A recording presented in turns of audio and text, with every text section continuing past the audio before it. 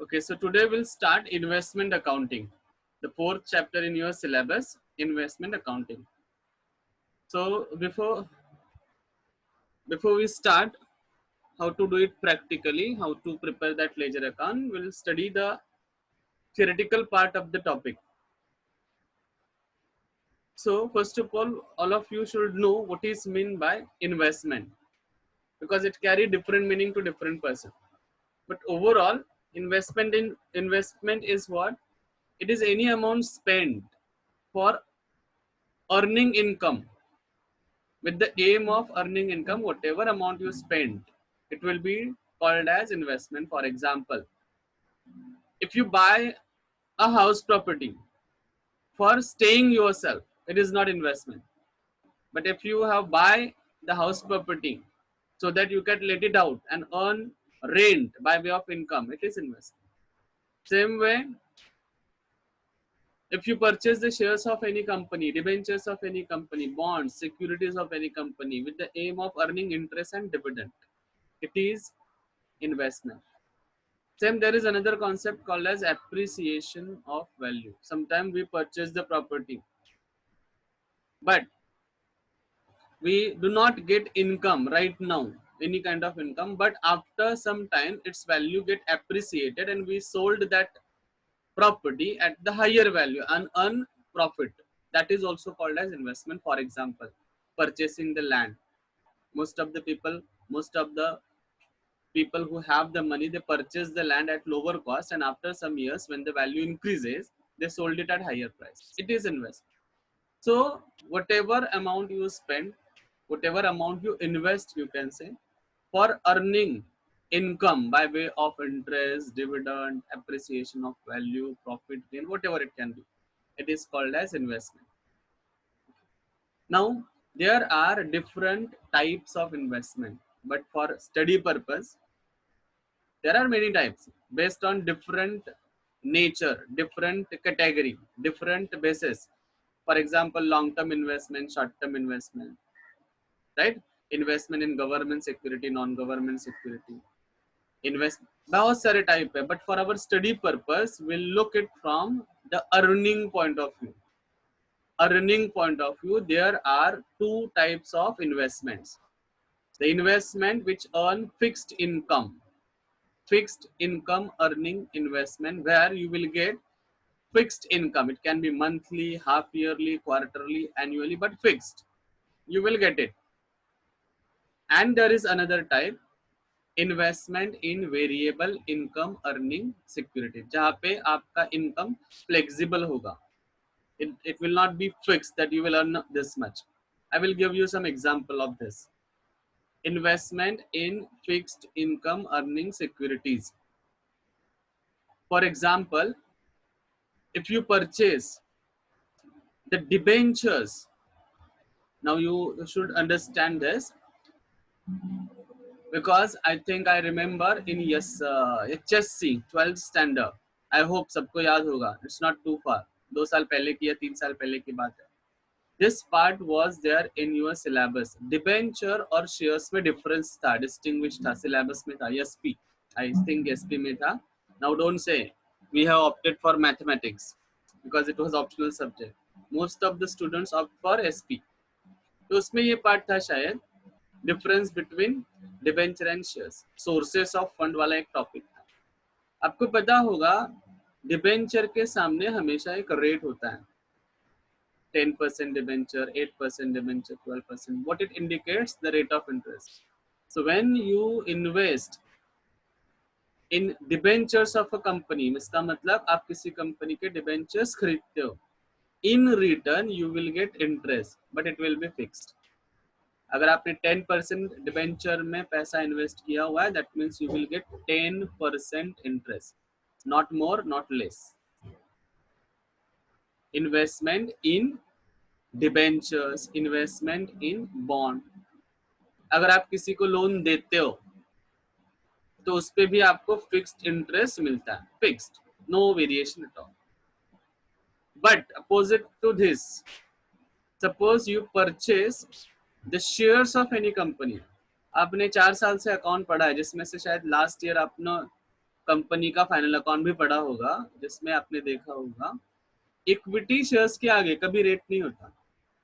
वैसे ये theoretical part that has been covered in 12th standard, but still I am explaining whatever relevant to this topic.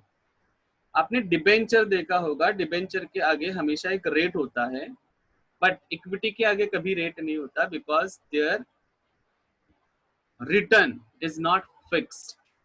Means debenture पे आपको interest fixed मिलेगा, बट equity share पे dividend मिलता है, लाभांश, डिविडेंड, वो कभी फिक्स्ड नहीं होता. It depend upon the profitability of the company.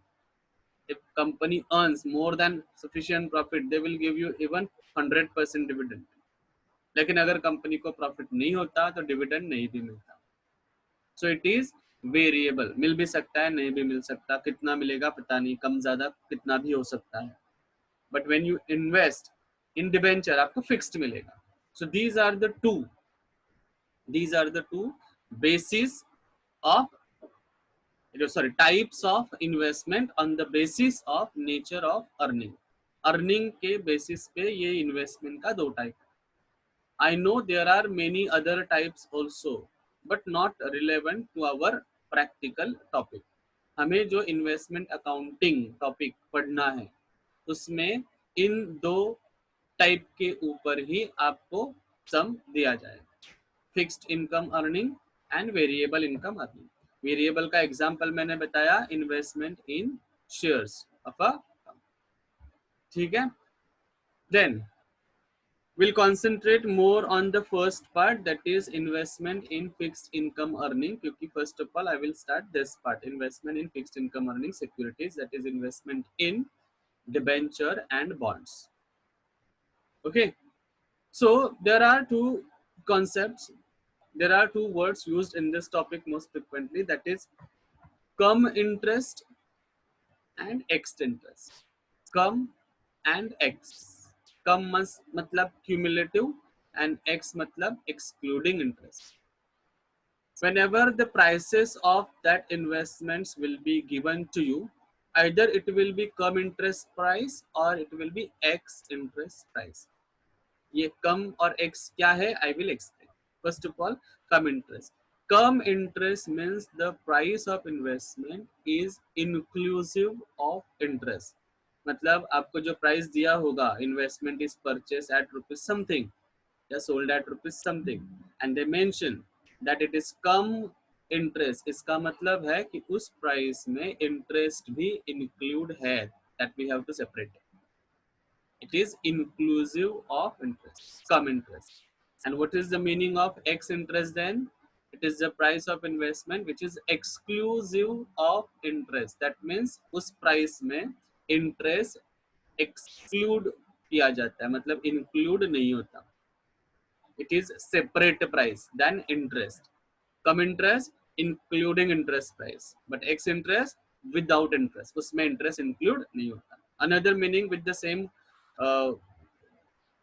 Different word but the same meaning. Cum interest means with interest and ex interest means without interest. मतलब कम इंटरेस्ट में हम इंटरेस्ट के साथ प्राइस कोट करते हैं, but ex interest में interest के बिना हम कोट करते हैं, वो इंटरेस्ट अलग दिखाना पड़ता है. Okay, so that is the meaning of come interest and ex interest. Cum interest means with interest, that is inclusive interest, but ex interest means excluding interest, that is without interest. Now, as far as accounting treatment is concerned, if the price is given as cum interest, then interest is to be deducted from the price to get actual cost of investment. Why it is to be deducted? Because it is inclusive, उसमें include है वो, और हमें क्या करना है, उसको separate करना है, without interest करना है, right? That is why it is to be deducted from that price. We'll get the actual cost. But in case of ex interest, nothing to do with. हमें ऐसा कुछ भी नहीं करना है, because it is a separate price, उसमें interest include नहीं है. सेपरेट करने की जरूरत नहीं है. सेपरेट करने की जरूरत कहाँ पे है? कम, क्योंकि वहां पे वो इंक्लूसिव इंटरेस्ट था, उसमें इंटरेस्ट मिला के आपको प्राइस दिया था. So separation was needed, and separation कैसे किया आपने? By deducting that amount. But ex interest मतलब वो ऑलरेडी एक्सक्लूड है, उसमें वो है ही नहीं, सेपरेशन करने की जरूरत. ठीक है, so this is about come interest and X interest. In every question, whenever they will give us the transaction of purchase or sale, they will mention whether the transaction is term interest or X interest. So we must understand this concept. Next, move on to next part, that is interest accrued and interest due.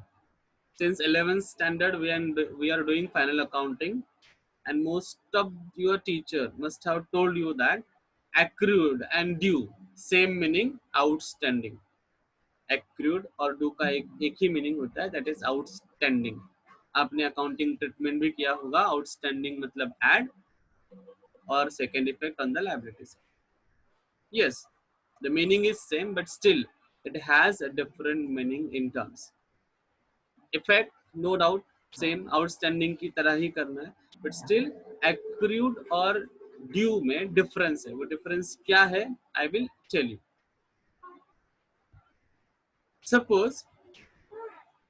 Suppose you have given some money to your friend on interest.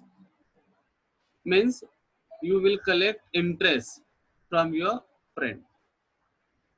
Monthly interest rate is, suppose, say for example 1%. So you have lent 1 lakh rupees to your friend. Now the term is what? Interest is payable half yearly, I suppose. Half yearly. मतलब ये है कि अगर आपने 1 Jan को loan दिया, 1 Jan को अपने फ्रेंड को लोन दिया, तो आपको इंटरेस्ट कब मिलेगा? हाफ ईयरली, मतलब after 6 month you will get 6 month interest. फिर उसके 6 महीने बाद और 6 मंथ का मिलेगा. So due date is what? 1 Jan को दिया, इसका मतलब ड्यू डेट होगा 30 जून. हाफ ईयरली, आधा साल 30 जून को होता है, राइट? 30 जून को इंटरेस्ट मिलेगा. अब यहाँ पे एक्रूड और ड्यू का कॉन्सेप्ट क्या है सुनो. आपने 1 जैन को लोन दिया था, you suppose to collect the interest 1% monthly, लेकिन आपको मिल कब रहा है? After 6 month. 6 month is the due date. So Jan के बाद सपोज जैन कंप्लीट हुआ on 1 Feb, are you going to get the interest? नहीं, you can not claim. Also claim भी नहीं कर सकते. क्यों? क्योंकि वो अभी तक ड्यू नहीं हुआ. Yes, it is accrued. 1 month हो गया, आपको पता है आपके माइंड में कि हाँ 1 मंथ हुआ, अब 1 मंथ का इंटरेस्ट मुझे एक्रू करना है, इसका मतलब हो गया 1 मंथ का इंटरेस्ट, लेकिन मिलेगा नहीं. आप क्लेम भी नहीं कर सकते आपके फ्रेंड से. क्यों? क्योंकि ड्यू डेट क्या है? 6 महीने बाद. 6 महीने बाद वो क्या होगा? ड्यू होगा. तब आप क्लेम कर सकते हो कि भाई मेरा इंटरेस्ट मुझे दे दो. तब तक आप क्लेम नहीं कर सकते. तब तक वो सिर्फ क्या हो जाएगा? एक्यूमुलेटेड, मतलब एक्रूड होता जाएगा. फेब्रुआरी भी खत्म हुआ, 2 महीना हुआ, क्लेम कर सकते हो इंटरेस्ट? नहीं, एक्रूड हुआ. आपको पता चले कहा 2 महीना हो गया, मेरा इंटरेस्ट एक्रू हुआ है, लेकिन वो ड्यू नहीं हुआ. मार्च खत्म हुआ, 3 महीने का एक्रू हुआ. अप्रैल खत्म हुआ, 4 का हुआ, लेकिन आप क्लेम नहीं कर सकते. You can not claim. Claim कब किया जाएगा? When that interest becomes due.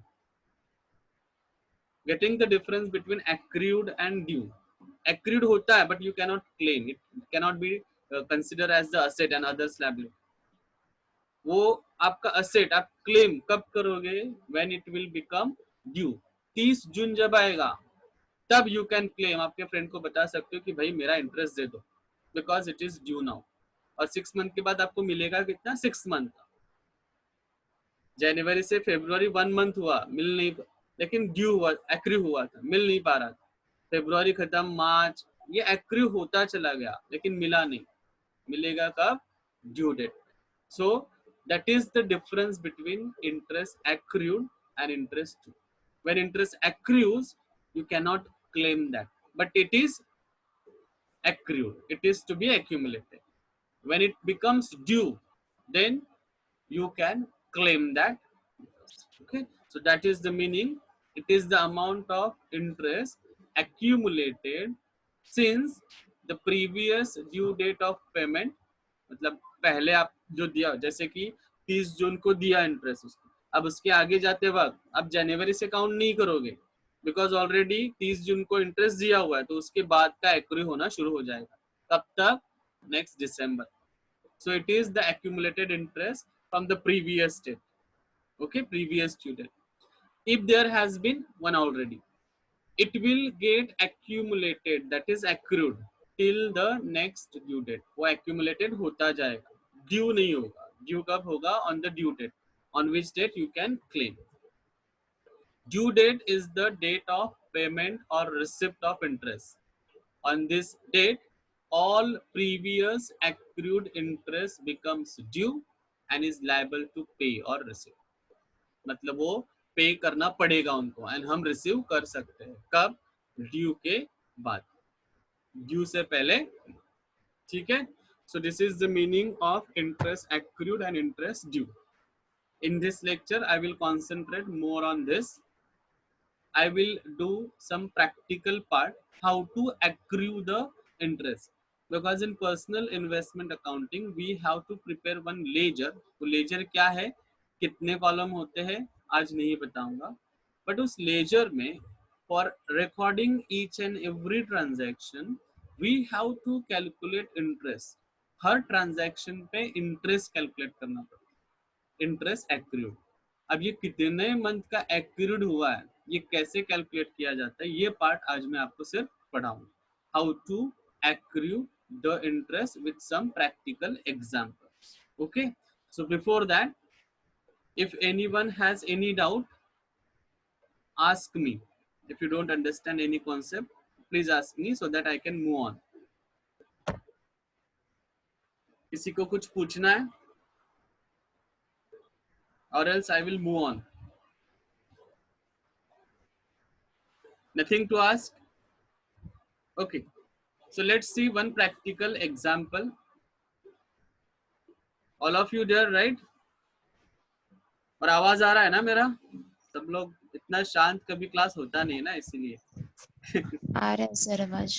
Okay okay Shweta, thank you. Concentrate. ये जो मैं पार्ट पढ़ाऊंगा, ऐसा सम आपको एग्जाम में नहीं आएगा, इतना छोटा, इतना ऐसा सम नहीं आता, but this part is very very important. जब आप मेन सम सॉल्व करोगे ना, in that sum for every transaction, single to single, each and every transaction, you have to do this part. हर एक ट्रांजैक्शन में ये पार्ट आपको करना होगा. तो ये पार्ट बहुत जरूरी है अगर आपको ये टॉपिक परफेक्ट करना है. Try to understand this, how to accrued interest for how many months. Okay, see here. Suppose the accounting year, it will be given in the question. ये जो information ये question में दिया जाएगा. What कि आपका accounting year क्या है, year end क्या है, year beginning कहाँ पे होगा. तो suppose it is 1st April 2020 to 31st March 2021. This is your accounting year. April में शुरू होगा और मार्च में खत्म होगा. Okay, and in the question itself they will also give us the due dates of interest. आपको interest कब मिलेगा, due कब होगा. So in 99% cases in the textbook also you will find, और अब तक जितने भी यूनिवर्सिटी में एग्जाम में क्वेश्चंस आ चुके हैं एक्सेप्ट वंस, सारे बार उन्होंने 2 ही डेट दिया था, इसलिए विल प्रैक्टिस 2 डेट्स. कितने भी डेट हो सकते हैं, एक भी डेट हो सकता है, 3 भी हो सकते हैं, 4 भी हो सकते हैं, इट डिपेंड्स. इंटरेस्ट का ड्यू डेट जो है वो आप तय करोगे ना कि हाफ ईयरली चाहिए, एनुअली चाहिए, क्वार्टरली चाहिए या monthly, whatever it may be, right. So ये डेट आपको सम में दिया जाएगा, सम में दिया जाएगा, और ये मोस्ट प्रोबेबली कितना होता है, 2 होता है. ठीक है. सो अकॉर्डिंगली अब मैं एक्रूड इंटरेस्ट कैसे करता हूँ सुनो. We have less time, just 7-8 minute बाकी है. In that I have to cover 3 questions. So सबसे पहले what I will do, I will select my year. April से मार्च मेरा ईयर है, so I will put the year. April, May, June, July, August, September, October, November, December, January, February, March. ये कहाँ से मैंने किया, आपको अकाउंटिंग ईयर दिया था अप्रैल से March. During this year how many times I will receive the interest, 2 times. कब मैं इंटरेस्ट रिसीव करूंगा, 30 जून. तो ये 30 जून यहाँ पे है ना, जून के बाद. So I will draw 1 line over there, यहाँ पे मुझे इंटरेस्ट मिलेगा. दूसरा इंटरेस्ट मुझे कब मिलने वाला है, 31 दिसंबर. तो 31 दिसंबर मतलब दिसंबर के बाद, so I will draw line over here. ठीक है, मैंने सबसे पहले क्या किया, पूरा साल लिखा, अप्रैल से लेकर मार्च तक, ये मेरा पूरा साल है। इस साल में मुझे 2 बार इंटरेस्ट मिलेगा। कब मिलेगा, एक जून को मिलेगा 30 जून और दूसरा दिसंबर। I draw the line. अब इंटरेस्ट एक्रूड कैसे करेंगे, ध्यान से सुनो। 1 अप्रैल हमारा बिगिनिंग है, इसका मतलब ओपनिंग बैलेंस 1 अप्रैल को दिया होगा। So on 1 April how many months interest has been accrued, कितने मंथ्स का इंटरेस्ट एक्रूड हुआ है, ये मुझे कैलकुलेट करना है। अब ये कैलकुलेट कैसे होगा, हमेशा previous date of due date of interest consider किया जाता है, प्रीवियस, पिछली बार कब मिला। इसीलिए जब आप अप्रैल में रहोगे ना, तो अप्रैल में कितने मंथ्स का इंटरेस्ट आप बोलोगे, पिछला वाला, मतलब लास्ट वाला। ये जो लाइन दिखाई दे रहा है दिसंबर, उसके बाद कितने मंथ्स है, जैन, फेब, मार्च। इसका मतलब अप्रैल में 3 months interest has been accrued. ये 3 कौन सा, आई रिपीट, पिछला वाला। पिछला वाला मतलब ये जैन, फेब, मार्च। अप्रैल में सपोज आपका कोई ट्रांजैक्शन दिया है मई में, तो अगेन मई में कितना होगा, अगेन जैन, फेब, मार्च, अप्रैल और मई में कितना हो रहा है, अप्रैल तक 4 मंथ, अप्रैल की बिगिनिंग का है। जून में चले जाओगे तो कितना होगा, 5 मंथ। ये मैंने काउंट कहाँ से किया, पिछली बार से, Jan, Feb, March, April, May, June. And on 30th June you are going to due means receive the interest. आपको 30 जून तक पिछला वाला सब मिल जाएगा। सो अगर आपका ट्रांजैक्शन 1 जुलाई को है, 1 जुलाई, 30 जून को इंटरेस्ट मिला है 1 जुलाई को, तो आपका कुछ भी ड्यू हुआ नहीं, क्योंकि just now you have receive the interest of previous month, पिछले 6 मंथ का अभी अभी मिला है। इसलिए 1 जून को कुछ भी इंटरेस्ट ड्यू एक्रूड नहीं होगा। बट अगर 31 जुलाई है, मतलब जुलाई खत्म हुआ, in that case it will be 1 month.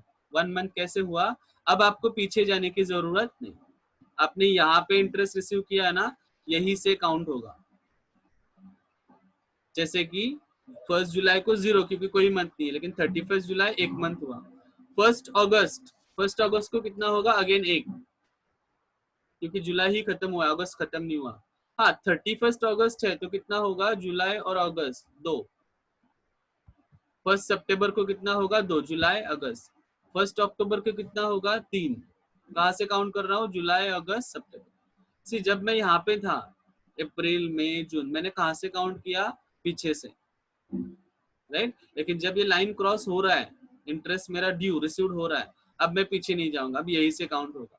नवंबर में है तो कितना मंथ आएगा, जुलाई अगस्त सितंबर अक्टूबर 4।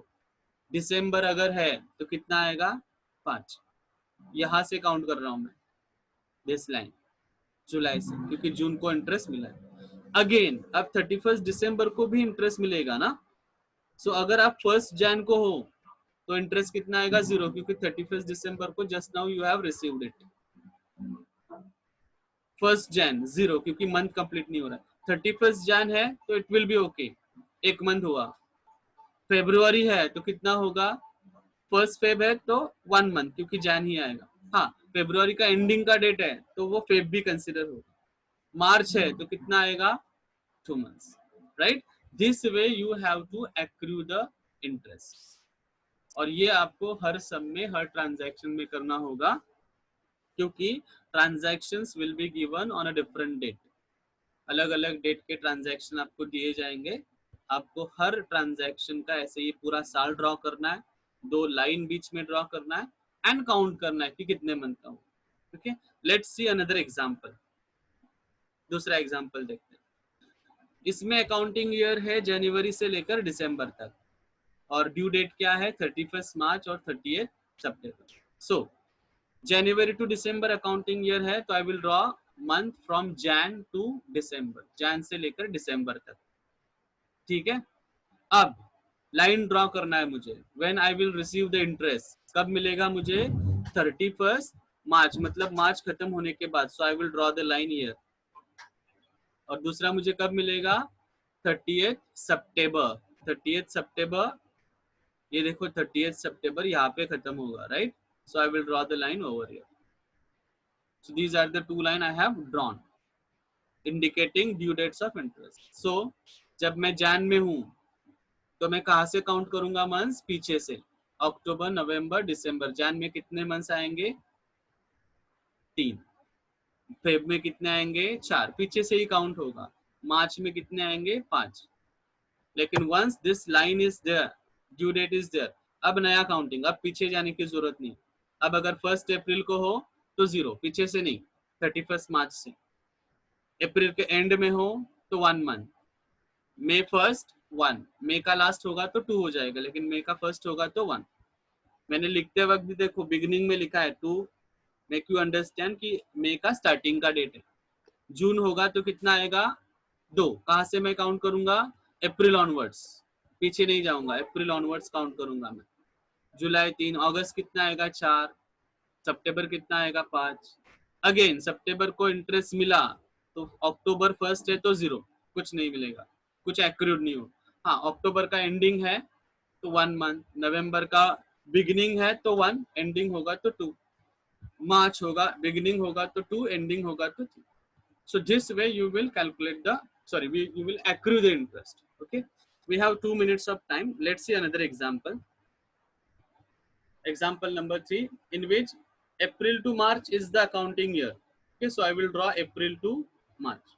लेकिन यहाँ पे देखो इंटरेस्ट डेट थोड़ा सा अलग है, it is 31 August and 20th Feb.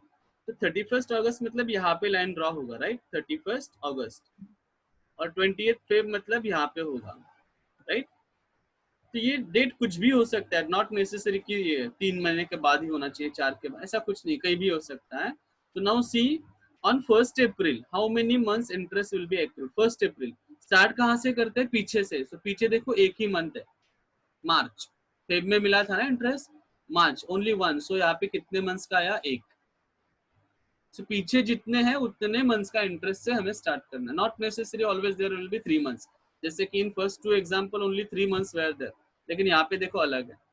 मई में कितने मंथ्स का होगा? 2, जून 3, जुलाई 4, अगस्त 5। अब अगस्त के बाद 31 August we are going to receive the interest. इसका मतलब सितंबर में कितना आएगा? बिगिनिंग होगा तो 0 और एंडिंग होगा तो 1, राइट? एंड अगेन यहाँ से हम स्टार्ट करते जाएंगे। अक्टूबर बिगिनिंग 1, एंडिंग होता तो 2, नवंबर बिगिनिंग है इसलिए सितंबर अक्टूबर का 3, 4, 5, राइट? काउंटिंग कहाँ से हो रहा है? सितंबर से। सो फरवरी में फिर से हमें इंटरेस्ट मिलेगा। सो उसके बाद मार्च बिगिनिंग है तो 0 और मार्च का एंडिंग होगा तो, this way you will accrue your interest. Okay, now so actually I have arranged 2 lectures today. For TY become A division 1 and for B and C division another. So I think this is from my side. If you have any doubt you can raise your doubt. Less than 1 minute time left, and after ending the meeting don't join again because I will start the lecture for TY become B division. If you have any doubt please raise your doubts. Sir interest sir पण त्याच्या